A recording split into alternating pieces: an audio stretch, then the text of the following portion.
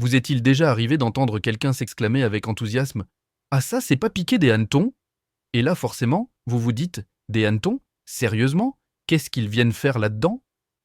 Entre nous, c'est vrai que l'image est un peu étrange. Des insectes, des piqûres, et pourtant, il s'agit d'un compliment. Et aujourd'hui, on va lever le voile sur cette expression qui sent bon la campagne, les vieux dictons et l'humour à la française. Installez-vous confortablement, parce que ce qu'on va découvrir ensemble, c'est pas piquer des hannetons.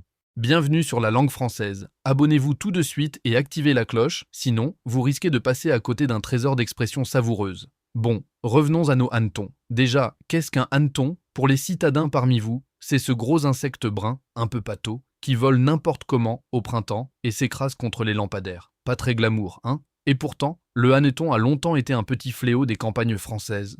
Ces bestioles dévoraient les feuilles des arbres, s'attaquaient aux racines, bref, elles faisaient des ravages dans les champs. On peut donc imaginer qu'à une époque, piquer des hannetons n'avait rien de positif. Au XIXe siècle, on disait qu'une chose piquée des hannetons était abîmée, gâtée, défectueuse, un peu comme un fruit véreux. Mais un beau jour, les Français ont décidé de retourner le sens. Oui, parce qu'on aime bien faire ça. En ajoutant la négation « ce n'est pas piqué des hannetons », on voulait dire exactement le contraire, que quelque chose est excellent, raffiné, de grande qualité. En somme, ce n'est pas piqué des hannetons, c'est parfait, c'est du haut niveau, c'est irréprochable.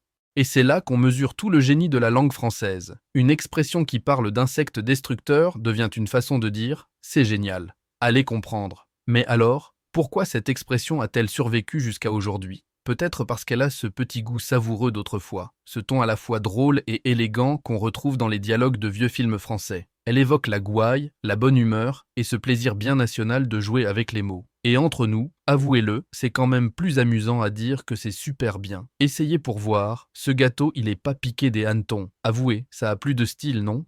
La langue française a toujours eu ce talent pour mélanger poésie, humour et un soupçon de folie. Alors, la prochaine fois que vous goûtez un plat délicieux, que vous admirez une œuvre d'art ou que vous entendez une chanson incroyable, n'hésitez pas à lâcher un « c'est pas piqué des hannetons », vous verrez, ça fait son petit effet. Et si votre entourage vous regarde bizarrement, eh bien, envoyez-les voir cette vidéo.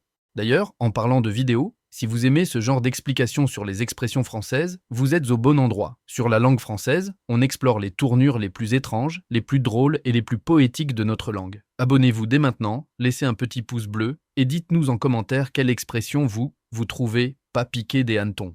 Peut-être qu'elle sera au cœur de la prochaine vidéo. Et rappelez-vous, notre belle langue, c'est un peu comme un champ au printemps. Il y a toujours quelques hannetons qui traînent, mais c'est ce qui la rend vivante, colorée et unique. À très bientôt pour un nouveau voyage au pays des expressions françaises.